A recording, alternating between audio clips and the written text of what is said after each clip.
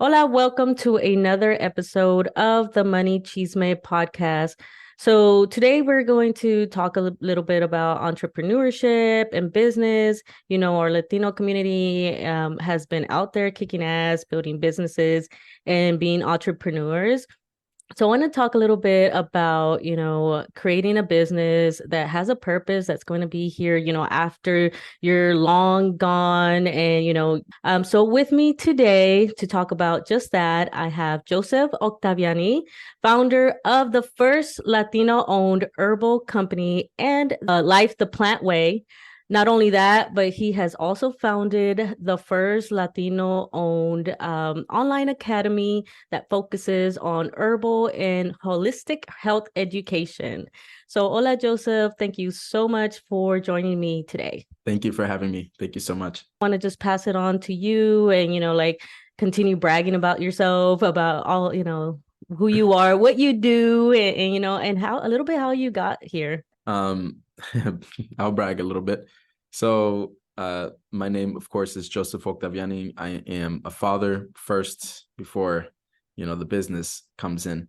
I am a healer. I'm a natural healer. I'm an educator on that side of life. I'm an entrepreneur. I'm a husband. I started this journey due to my own, health complications, being in the hospital.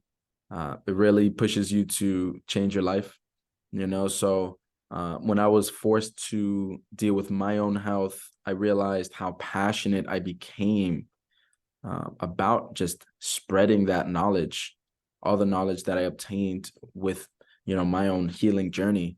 I became extremely passionate about it. And that later turned into, me forming a business to be paid about it, be paid to talk about it. So, my journey starts when I was a little kid and I was surrounded with entrepreneurs, but none of them actually, they were hustlers. There's a big difference between entrepreneurs and hustlers. Entrepreneurs are the ones who actually build the legacy. Hustlers are just the ones who spend their time for themselves, spend their time for money, that money for themselves, or that money for that situation, that money for that time in their life. But I was surrounded by a lot of hustlers, but I never really saw anybody take it, quote unquote corporate, or take it beyond anything in their kind of spectrum. They didn't really think generationally. They didn't really think, about the legacy that you mentioned.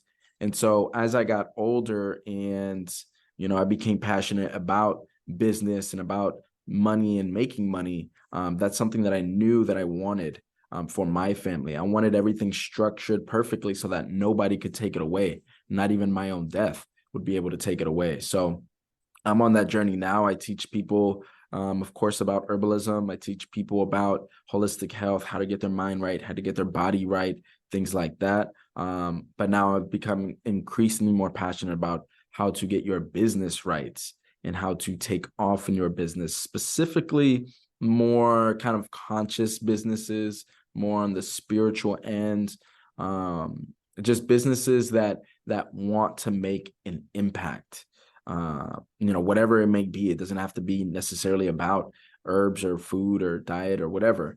Just businesses that want to make a positive impact with things that they're passionate about. So that's the kind of the road that I'm on right now. First of all, I love that the difference between hustlers and entrepreneurs. And I'm seeing that kind of now with like the boomer generation as they are like retiring, and even with just real estate investing, like how I do, like their kids, they take it over and it's too much, or they don't know what to do with the business or whatever. So you see a lot of like family owned businesses just like, die off because, the children, it's not structured, like you were saying, it's not structured for the kids to easily take over, or it's too complicated or whatever it may be. And then the business is gone. We tend to be a little bit hustlers. We do have our business and everything, but, it really is. I used to always say, like, you're creating a job for yourself. Really, you're not really like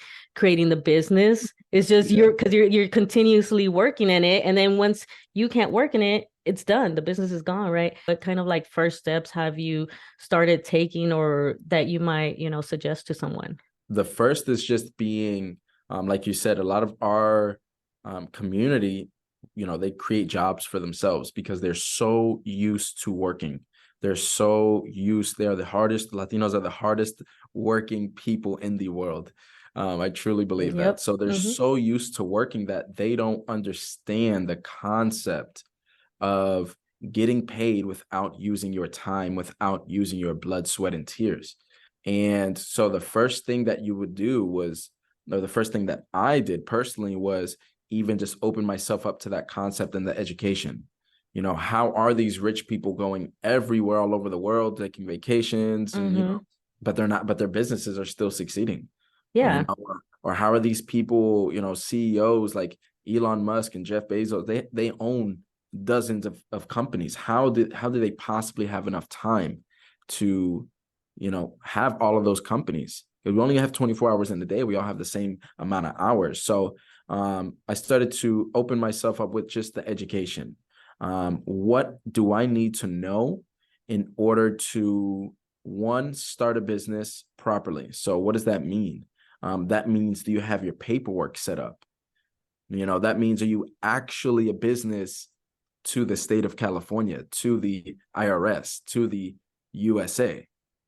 You're not a business if you just open up an Instagram page and you put your name up there, catchy little name, and then you start selling through DMs. You're not truly a business under the law, I guess, right?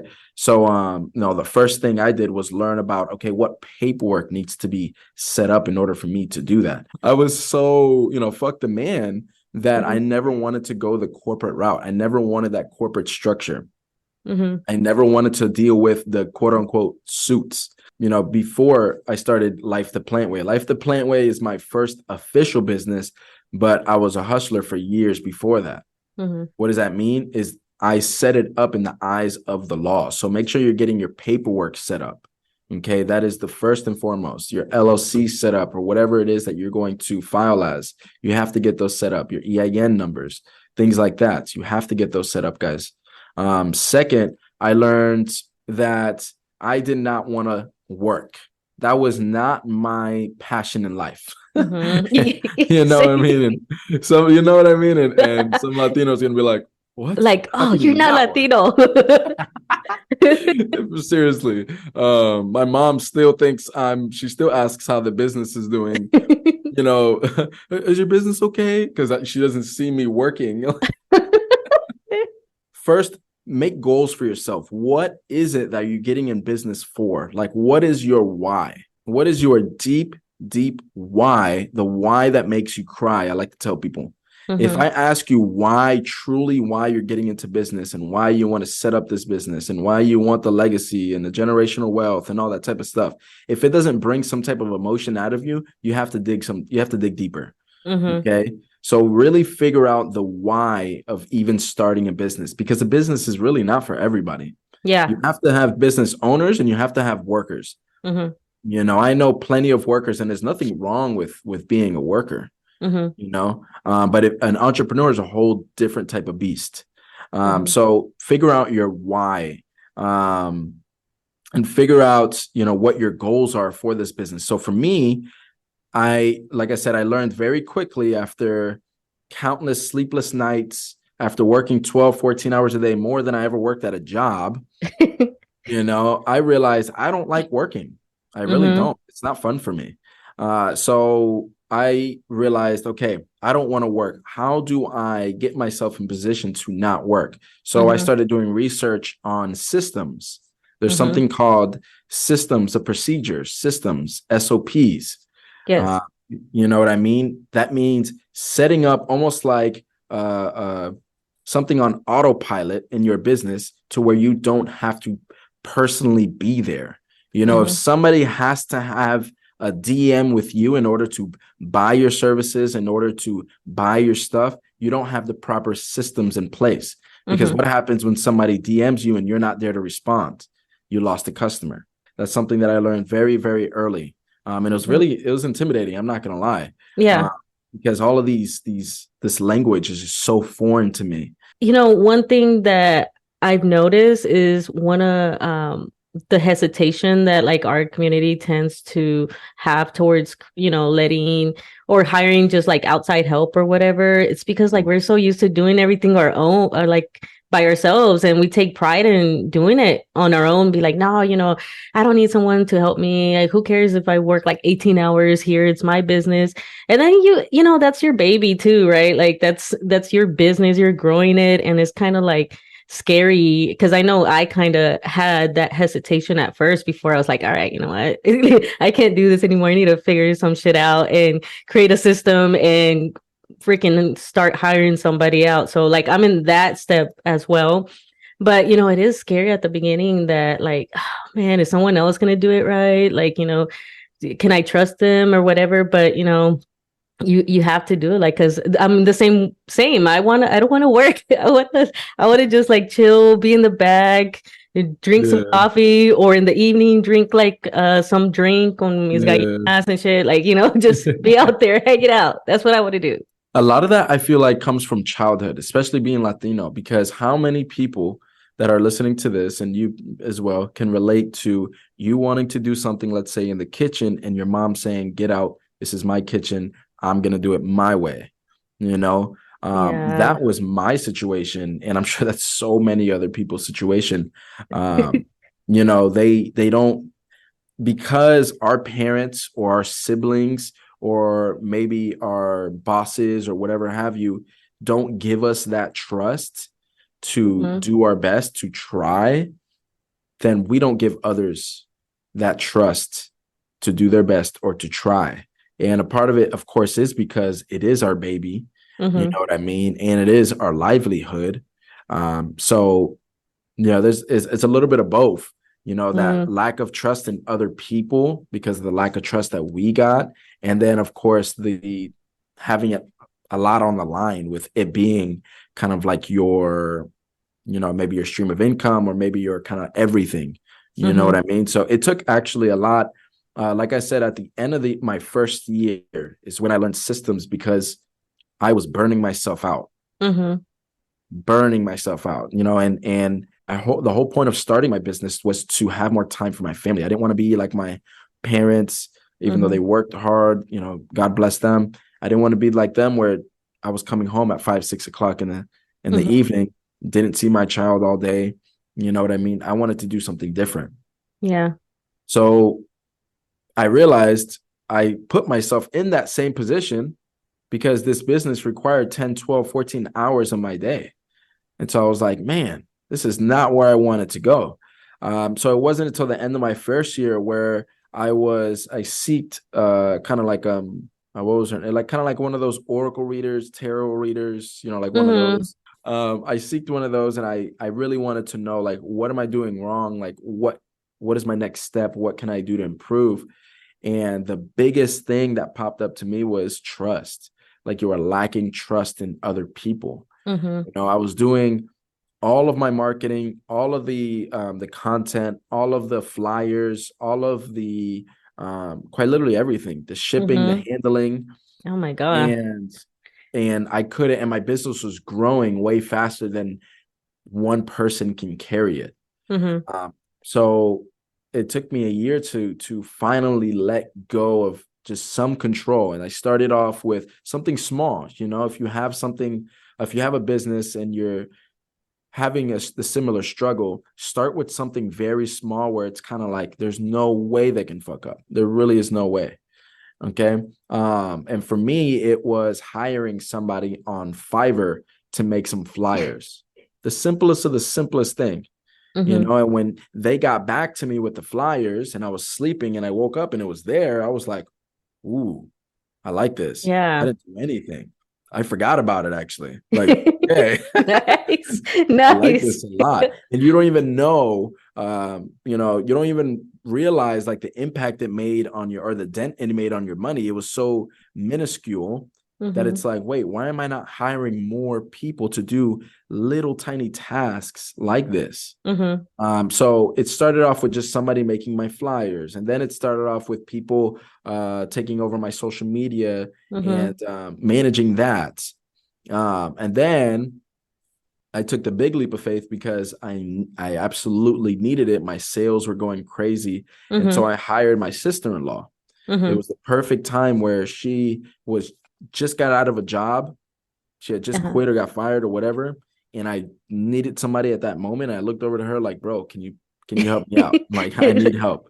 And she's Nice. been with me for almost 3 years now. So, Oh, nice. um, because she was in warehousing, and Mm-hmm. me, I'm the most unorganized person ever. So I realized, okay, if you are gonna hire somebody, you have to hire somebody that whose strength is your weakness. If you hire somebody whose strength is your weakness, Mm-hmm. you will never feel bad about the money that you pay them. You'll never feel like the money that you're paying them is going to waste. Mm-hmm. Okay, because they're going to do it better than you. You're not going to do everything, 100% the best. Yeah. Okay, you have to trust people that they're good at, they're good at. Yeah. Okay, and what you're bad at, you should not be doing. There's no reason for you to do it. Yeah. So yeah, I guess that's how I learned trust, is by going in small increments with small little things that they really can't fuck up on. And then that kind of opens up your trust more, opens up your heart more to other people. Yeah. It's really important that you have accountability when you start, putting things onto other people. Mm-hmm. Because if their strength is your weakness and they're not doing it right to your kind of like perspective, that Mm-hmm. means you aren't describing it right. That means you aren't Yeah. setting them up for success. There is a lack in your explanation, a lack in your flow or your system. There's a lack in something. Yeah. If me being unorganized and my sister-in-law being organized and being this warehouse person, if the warehouse is looking crazy, okay, what am I doing Mm-hmm. that's not helping her? We Yeah. have to have accountability when you start hiring people. And these are just little things that you start to learn on that journey. Our community, I don't think they think about that off the bat. Like when we're starting off businesses, it's kind of like, oh, I want to start a business. I know how to do this. I'm gonna go start it. And then like, what do? You don't, you're just like always scrambling around, and then you hire someone, and then you're kind of like teaching them as they go, and it's just a lot of scrambling and disorganization. Because I feel like that's where I've been this past year. I just feel like I just been struggling just to survive and grow Money Chisme, and like it was a rough year for sure. Well, this is perfect timing. This is perfect timing. Because around this time, 3 years ago, Mm-hmm. it's when I hired my first person, Mm. around this exact time. So it's so much. I just started to think about that when you started saying that. I'm like, oh wow, I read a lot of books. I Mm-hmm. watched a lot of YouTube videos. YouTube University is everything. Mm-hmm. A lot of audiobooks and stuff like that. And I wanted to get into the mind of a CEO. Mm-hmm. I wanted to get into the mind of these people like the Jeff Bezos and the stuff like that. And they may not be good people, fuck them. They're probably Yeah. weirdos, but they are good businessmen. And so they Mm-hmm. have the proper business knowledge. And you don't have to recreate the wheel, guys. Mm-hmm. The knowledge is out there. Don't just think, oh, I'm going to do it my way and nobody do it this way. No, there's no need for that. Do Mm-hmm. it how the people successful before you did it, and you can make it so much easier for yourself. So for me, when I first started Life the Plant Way, which is a herbal company, I started to look around. All right, I need references. What are Mm-hmm. people doing? What are other herbal companies that are successful doing? I'm going to their websites. I'm reading through everything. I'm kind of copy and pasting some things and implementing my things. Like, I didn't want to recreate the wheel for everything and completely make everything from scratch. Mm-hmm. I probably still would have been in the building phase if I did that. Yeah. And I Mm-hmm. realized that a CEO is a very lazy person. They don't Mm-hmm. like to work. Mm-hmm. They don't like to trade their time for money, or their, you know what I mean? Uh, Yeah. And two, I realized that to become a good CEO, you have to realize that your mind is your biggest money generator. Thinking is your biggest money generator. So like you said, man, it takes away all my time just checking emails, just doing the little petty shit. Mm-hmm. It takes away your time. It takes away your thinking time, your planning time, and it kills the business. Yeah. But when you are able to put more time into just thinking and planning instead of doing the petty stuff, then you'll see that you're able to achieve those goals that you write down, that you thought of and that you planned, and it grows the business so much faster. So like Yeah. with my first hire through Fiverr, it was flyers. Me, I'm an artsy person. Like I used to be a photographer and I like arts aesthetic and stuff like that. I like looking at cool looking flyers and logos and stuff. But for me to be on a computer to finish a flyer, it took hours, bro.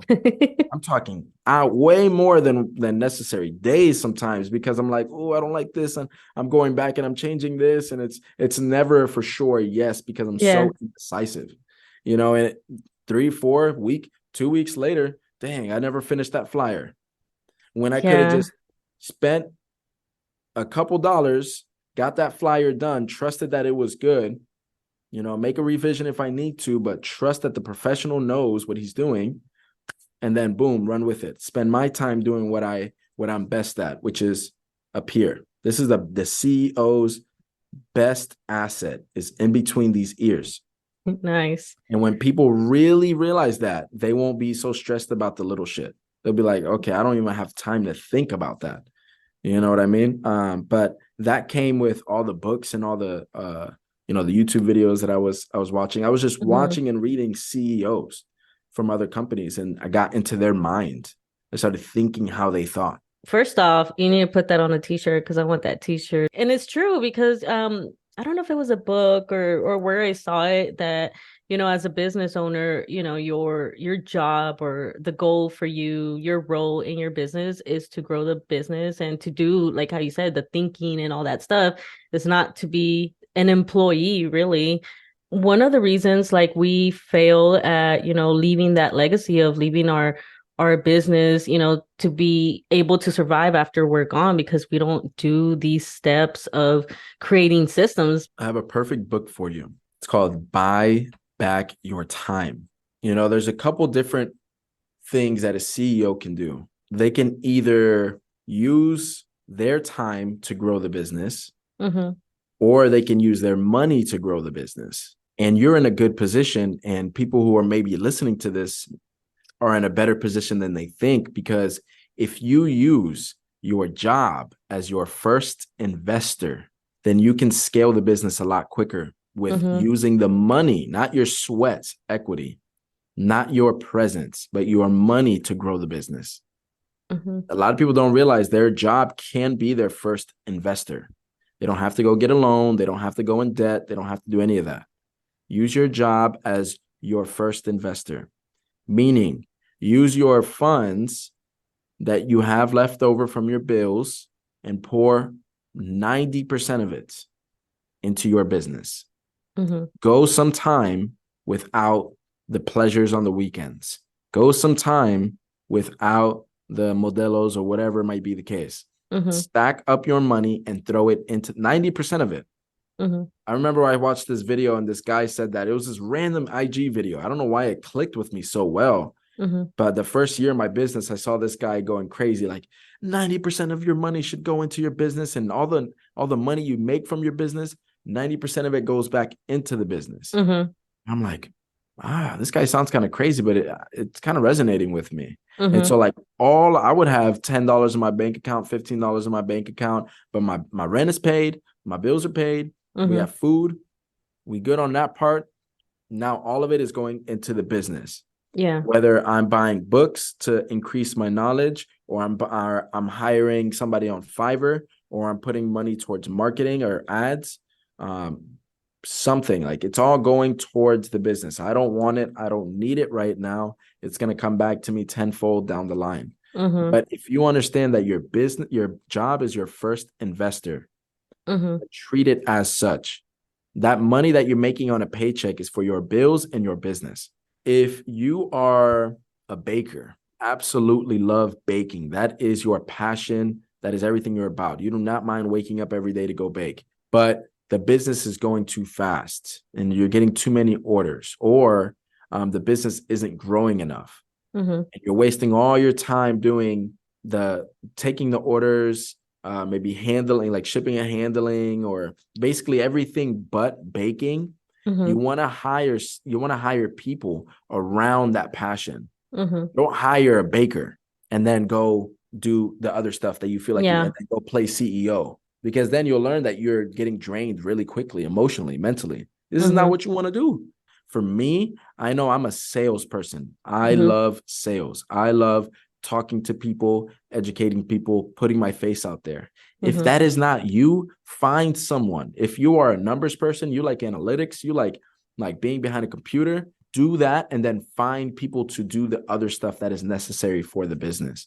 I always wanted to be the person in front of the camera around the world, outside of the warehouse. And whether it be with Fiverr, which is really inexpensive. If you're not utilizing Fiverr as a business person, I don't know what to tell you, because you can hire people $10, $15 to do the anything. One time, boom, just little contract, basically like little contractors. You don't have to worry about the legalities. You don't have to worry about W-2s and taxes and stuff like that at the moment. Even with AI, that helps a lot too. Like I paid the extra for this podcast. Now, like I upload it and it does like the chapters, it does like the transcript, it writes the description for me, and it creates a blog post. So it's going to create like a blog post for this podcast. And all I have to do now is just go back and just fix how I want it to sound, or make it more sound like me, that I'm doing it.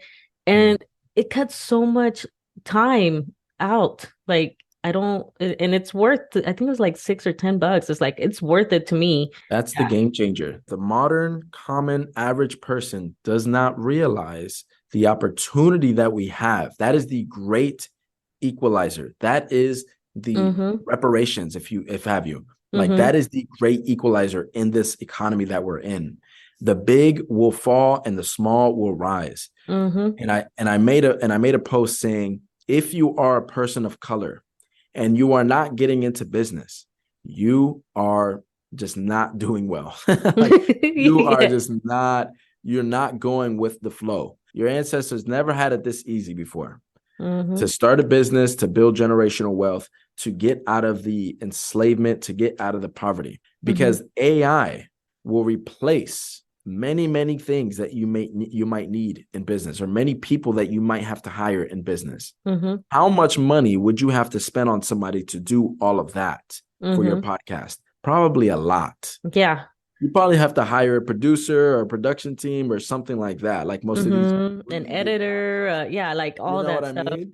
Yeah. And so you doing it by yourself now have the help of these little robots. Most people think the AI is going to take over my job, and going to take over the world or whatever. No, AI is going to allow you to do exactly what you want to do. Now you have AI that it's going to help you in every aspect of your business. I used AI. I used AI to create a whole ebook in 10 minutes. I used AI to create educational flashcards that I'm going to be releasing in the next year. I used and I paid little to nothing. And if people really knew and didn't get scared just off of the thought of AI, if people really knew and how easy it's going to make our life, then they would dive into it more. But there is this big fear complex around AI and are they going to take jobs and all this type of stuff? Not at all. AI is going to do the shit that you don't want to do. That is going to equalize, or that's going to make it the playing field equal to somebody like you who is by yourself doing this, as compared to some of the biggest podcasts in the world who spend thousands or millions of dollars on production teams and all that type of stuff. Oh my God, I love it. I love it. So every new business owner must be, I'm not exaggerating when I'm saying this, must be utilizing AI in some form, or fashion. Before, like, you wanted to start a business and you had to have the funds. You had to go get a loan so that way you could hire anybody, like administrative or whatever. But now you have like AI, and but even if you're not starting your business, like I see people using it at work now, like to create their resumes, to create like some reports that they have to write. Unless you have the money to just throw out to different people, to actual people to hire them, you're going to be growing too slow. Okay. Because growing too slow, eventually you'll have to quit. Mm-hmm. Okay. And then growing too fast without having anything in place, you'll crash down. One of the things that is going to kill you as a business owner is indecisiveness. Speed is the name of the game. You know, $1 million is a lot to someone who makes it in a year, in a day, in a month. $1 million is not a lot to someone who makes it over 100 years. Yeah.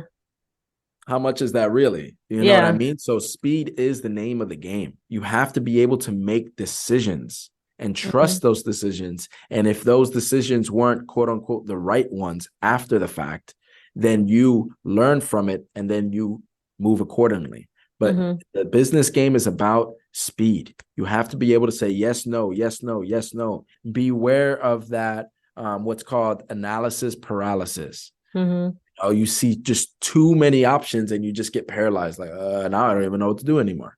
Or find out how much your time is worth and find out how much that activity is worth. So replying to emails, replying to comments, replying to messages, things like that. How much would you pay somebody an hour for that? You know, for me, that's like a $10, $15 an hour job. Yeah. Is my time worth $10 to $15 an hour? Hell to the no. You know, for my consultations. And I kind of set my price for my time with my consultations. My consultations are $250 an hour. So anything below $250 an hour, I have to give away to delegate things. You have to think of the business as your own. Life the Plain Way LLC is not Joseph Octaviani. That guy is completely different. He has his own set of taxes, his own bank account, his own goals. Okay. For me, they were completely different. So when I was able to separate that, when I really learned that concept of separating you from the business, which is hard for a lot of people, especially people with, and that's why I say I work with people who have like these passion projects, like these passion businesses, because it's so hard to separate yourself from that passion. Yeah. You know, it's so hard to separate yourself. So for me, I love working with people like that. But when you are able to separate it, you're able to make smarter decisions. Most of the profits have to go towards that business. You know, if you're never able to let go, then the business is going to go in the grave with you. You know, I see all these businesses going out of business and I legit get sad. Yeah, me too. It's so saddening. I'm like, damn, that was somebody's well-being. That was somebody's like passion project that they put their time, their money, their sweat into. And it's just gone. We're going into our 4th year of business and we're still babies. Yeah. You know, we're still in our infancy stage. So I'm thinking in like 100-year terms. What other things are you thinking about doing to be able to ensure that your legacy is still there once you're long gone? When I was in high school, you knew who I was because I always had a crispy fade and I always had a box of Cheez-Its in my hand. So many people would tell me, man, I remember you in high school. You had those box of Cheez-Its in your hand all the time. And they're right. They're right. Because I didn't know back then, but I was cementing a brand, an identity. You have to create an identity for that business, for that brand, so that you can just look at a logo. You can just look at certain colors. You could just look at a certain product or something and instantly know what it is. So, for example, Nike. Everybody and their mama knows. Once you see that check, it's Nike. They don't have to have any type of advertisement, any type of nothing. They can just spray paint a Nike check on a wall and you know exactly what that is. So you have to be able to establish a brand presence, a brand image. You know, what is that person, that business, that guy, what is this style like? So figure out what that style is. You know, for us, we're getting really known. Our brand, I don't know if you see it on here, the Mm-hmm. shopping bag with the fruits coming out and stuff. Mm-hmm. Everybody, once you see that, you can understand who we are. You understand Mm-hmm. what it is. We have to do it something natural. We have to do it something fruit diet, something along that field. Money Cheese Man, I think, is a fucking amazing name. Because it's catchy and it's Mm-hmm. easy to understand and Mm-hmm. it's easy to remember. So what is Yeah. going to be the business name that's easy to understand, easy to remember, not Mm-hmm. too long, straight to the point, Money Mm-hmm. Cheese Man, it's about to be about money. Mm-hmm. Life the Plant Way, it's going to be about plants. Study color psychology. I'm not Mm-hmm. saying go to college and go get a 4-year degree. You can YouTube University that bitch all the way through. Okay.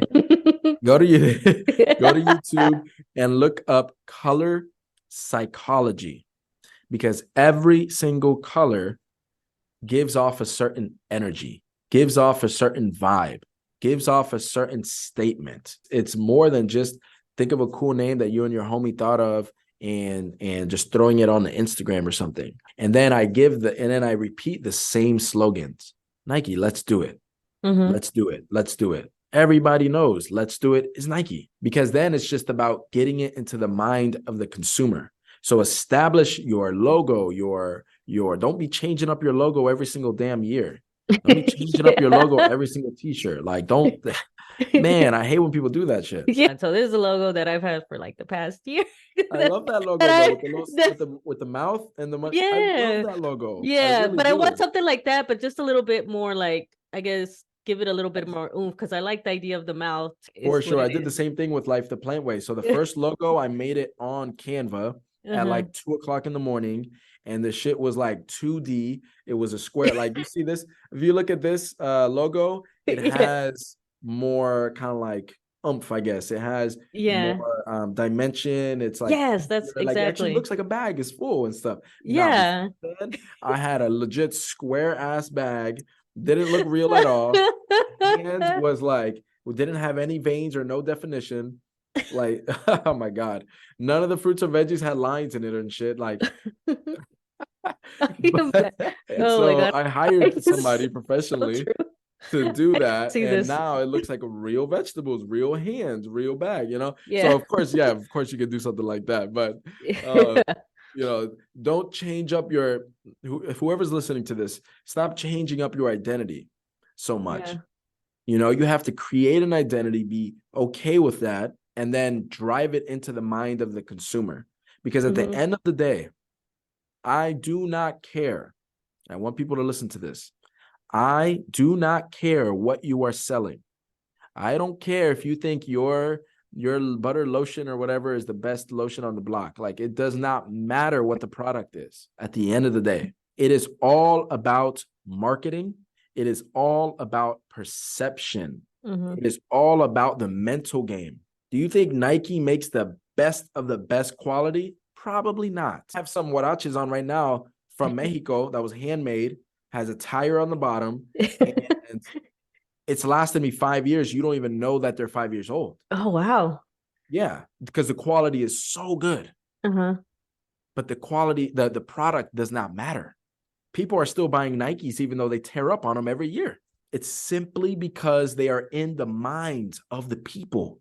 I do business consultations and stuff too, but I see a lot of people, the only thing they post is about their product. We have the best of the best this. Why? Because the best of the best this. Why should I leave my brand that I've known forever to go with you just because you said my brand makes me feel happy? My brand makes me feel like I'm in a community. Are you helping out the environment? Some brands, they get big just for saying, doesn't matter what the product is, every sale goes to the oceans and the Mm-hmm. poor kids in Africa, whatever they use. Even though probably 0.1% of it is actually going to that. Yeah, Just the true. perception of it. Wow, if I buy this, I'm feeling good about myself. I'm helping out the world. And it's really important that and I bring up these big names because it's really important that you study the bigger companies, Mm-hmm. not to copy them, but to understand what they did right.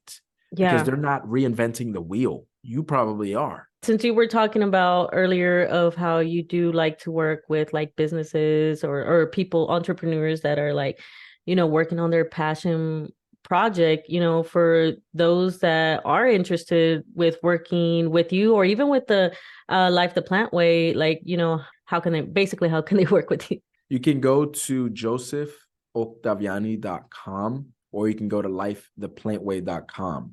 Mm-hmm. josephoctaviani.com is my own personal brand, and it's where I do health consultations, one-on-ones. It's where I do business consultations. We can talk about how to create your brand, or if you have specific questions on certain points in your business that you may have, I can answer them. I can do an audit of maybe your social media or your offer or your website, things like that. Mm-hmm. And then Life the Plant Way is our herbal company.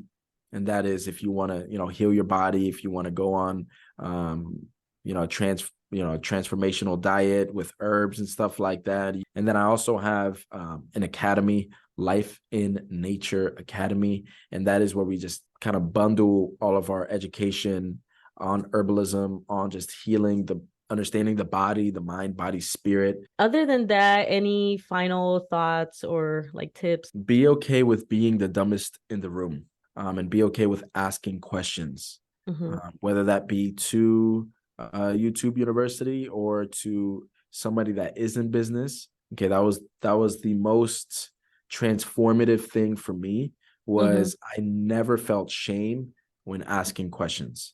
But you don't have to act on all the advice that you get. So be open to getting advice, but then also be smart on which advice to use. Any other books that might benefit like our listeners? One is Buy Back Your Time, of course. That one's Mm-hmm. I need everybody, especially if you are in business. I guess it don't really apply to people who aren't in business yet, but if you are in business, every single person must read that. 2 would be the 22 Immutable Laws of Branding or marketing. That's marketing. Okay.